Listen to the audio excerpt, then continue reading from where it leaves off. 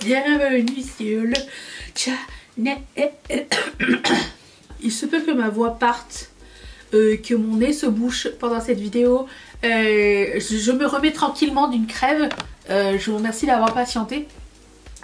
Et je vous retrouve aujourd'hui avec grand plaisir pour vous parler de ma rotation make-up annuelle, c'est-à-dire 23 produits à finir en 2023.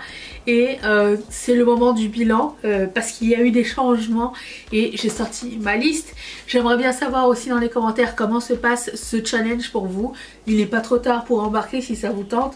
J'ai en gros rassemblé 23 produits que j'aimerais ou paner, ça veut dire trouer, ou terminer au cours de l'année 2023.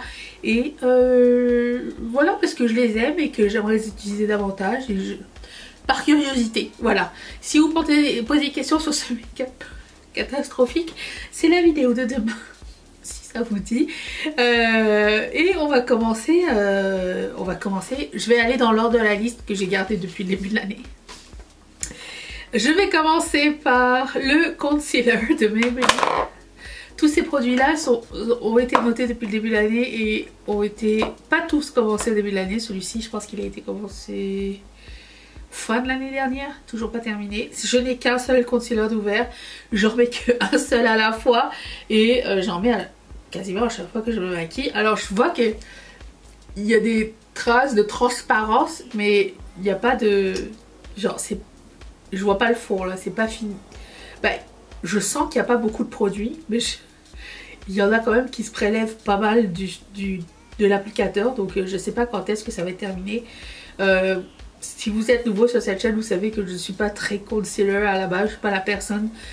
Je suis pas complexée par mes cernes ou quoi. J'ai pas tant de décoloration sous mes yeux, donc pour le moment ça va. Je le mets juste pour faire un contouring en fait. Et celui-ci est vraiment génial, je l'aime vraiment beaucoup, celui de Maybelline, le Super Stay. Ensuite, dans ma liste, il y a le Pink Pot Soft Talker de MAC, qui ressemble à ça, bien creusé, mais toujours pas terminé. Mais c'est ce que j'utilise à chaque fois. Encore une fois, j'en ouvre que un à la fois. Et celui-ci, ça fait depuis le début de l'année que je l'ai mis dans ma liste. Donc ensuite on en est au Fixing Spray de Maybelline. Aucune manière de savoir où est-ce que j'en suis. J'oublie souvent de mettre. J'ai l'impression qu'on est rendu par là. J'aimerais bien savoir.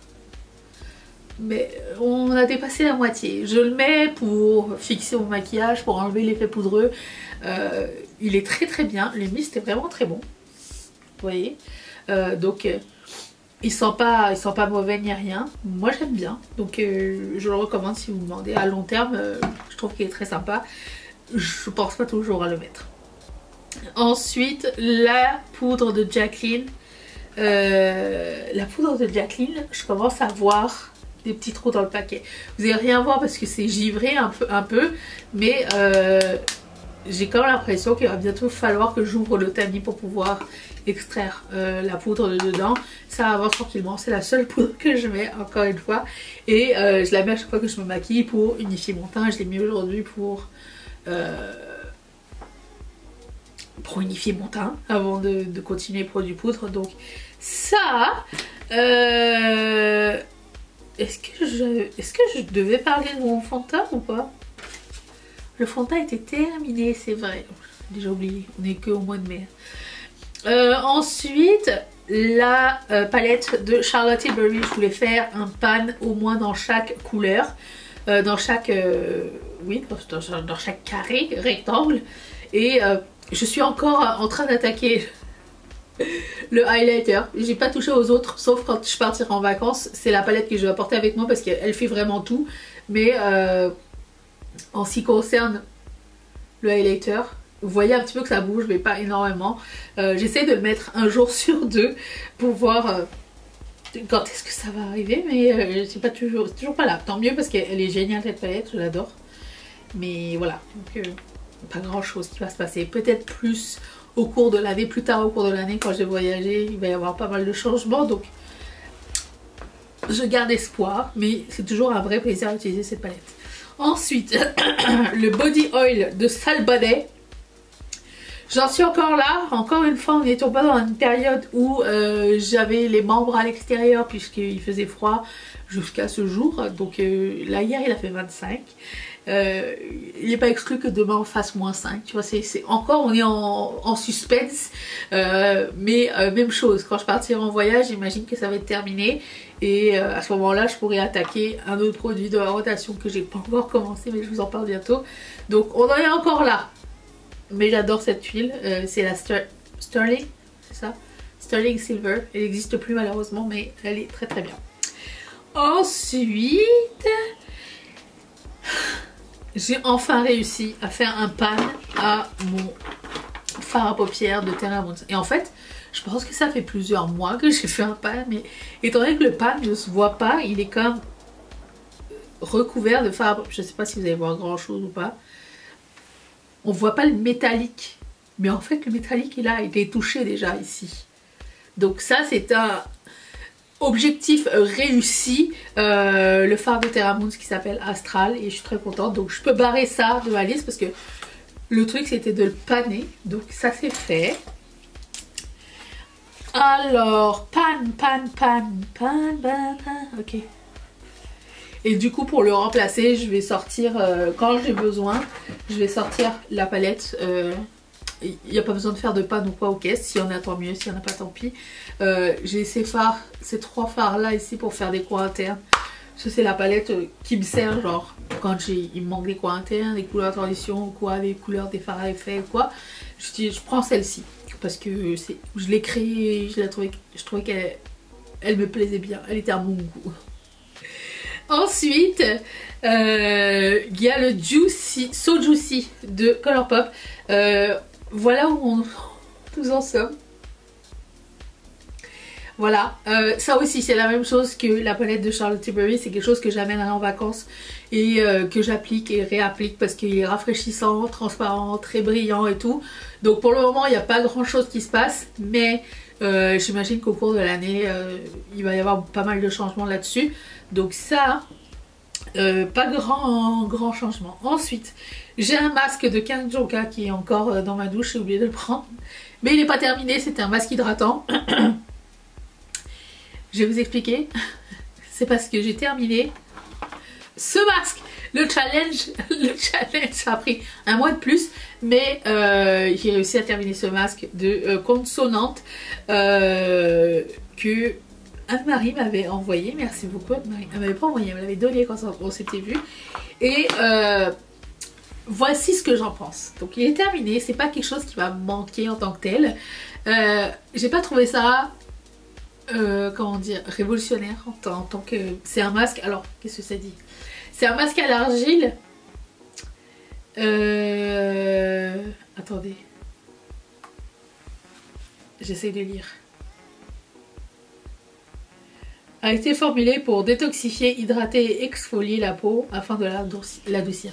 Moi ce que je cherchais c'était un masque à l'argile un peu comme Glam Glow, vous savez, qui allait sucer l'excès de sébum et tout ça.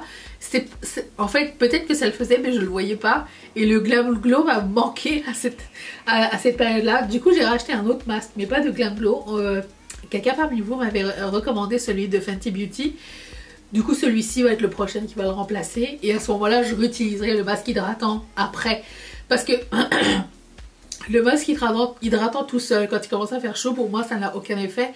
C'est surtout dans les périodes froides que je le mets, et une fois que j'ai fini un masque à l'argile, ma peau a besoin d'hydratation, donc après ça je mets un masque hydratant.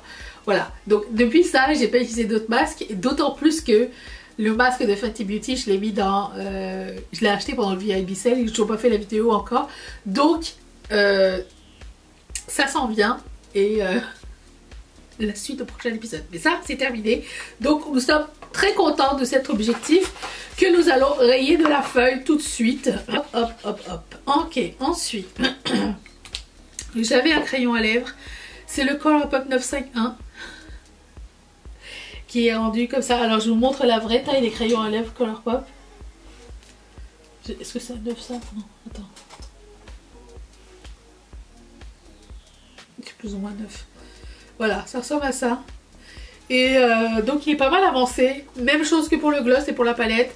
C'est un trio en fait. Il y a ça avec Quickie de Colourpop qui ressemble à ça. Donc on en est ici. Ça n'a pas énormément bougé. Par contre le gloss il a pas mal bougé parce que quand en fait je mets les trois ensemble. Pour moi c'est le trio idéal. Mais quand je dois réappliquer, je réapplique que le gloss par la suite et on est rendu ici. Donc même chose pour ça, ça va partir avec moi en vacances puisque c'est le trio que j'aime beaucoup mettre. Donc j'imagine qu'on va au moins réussir à finir le gloss d'ici la fin de l'année. Mais en ce qui concerne ces deux-là, bah ça on y est presque quand même. Mais ça, je sais pas quand est-ce qu'un jour on va y arriver. Mais bon, un rouge à lèvres, c'est combien d'applications? 300. Ensuite, le MAC Haute Core, quand je mets un rouge à lèvres noir, c'est celui-ci. On est ici. Et je le mets avec le crayon. Alors ça c'est facultatif, mais le crayon. Le crayon, ça c'est un bonus. Le crayon à lèvres de chez Colourpop qui s'appelle Bullchic. Je l'ai acheté en double. Enfin j'ai acheté un backup parce que j'aime vraiment beaucoup ce crayon à lèvres. Et cette texture, et je suis contente qu'il est en noir. Donc ça. Ensuite, ça je n'ai pas encore touché.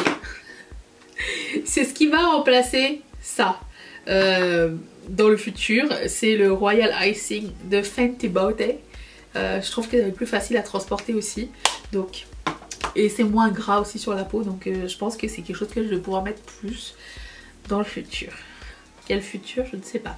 Le Rare Beauty, ce blush, mon dieu, je l'ai mis je sais pas combien de fois. Il ne bouge. Regardez-moi comment il a été utilisé. La courbe, c'est pas que moi qui le fais. Il vient avec un incurvé. J'en ai travaillé un peu, mais je pensais vraiment toucher un truc, voir une différence bien plus tôt que ça. Parce qu'à chaque fois que j'ai un blush qui va dans ces teintes-là, je mets ça en base pour l'utiliser plus. Vraiment, ces blushs-là, ils sont vraiment géniaux. Je les aime beaucoup. Le packaging est trop mignon. C'est un cadeau de Anne-Marie aussi. Ça, c'est un cadeau de Karine, au fait. Et du coup, bah, n'a pas bougé énormément. Voilà. Et où est-ce que nous en sommes? Stop it. Après ça, il reste le eyeliner de chez Tarte. Je l'ai mis aujourd'hui. Et on est ici. Pas bougé énormément. Pas un eyeliner que je rachèterais, mais il est assez sympa. Donc j'essaie de le mettre le plus souvent possible. Mais là, étant donné qu'il est très pâteux, il salit les crayons, les pinceaux et laisse une croûte. Le temps que je le lave, je devrais le laver immédiatement, mais vous savez que on n'est pas tous disciplinés, hein. Et du coup, bah voilà, flemme. C'est tout. Voilà pour l'update. Alors, nous sommes rendus... Combien il nous reste de produits? 1, 2, 3, 4, 5, 6, 7, 8, 9, 10, 11, 12, 13, 14, 15. Il nous reste 15 sur 23. Ça veut dire qu'on a utilisé 8. C'est ça? 8 sur 23. Pas mal, pas mal. Le mois prochain, ça va être la moitié du mois. Et on n'aura pas la moitié des produits. Ça n'est pas grave, j'ai bon espoir. J'ai hâte de vous lire et de voir ce qui s'est passé avec votre rotation annuelle, votre Project Pan. J'espère que cette vidéo vous a plu. Je vous retrouve demain pour une nouvelle vidéo. Je vous fais d'énormes bisous et à demain. Bye.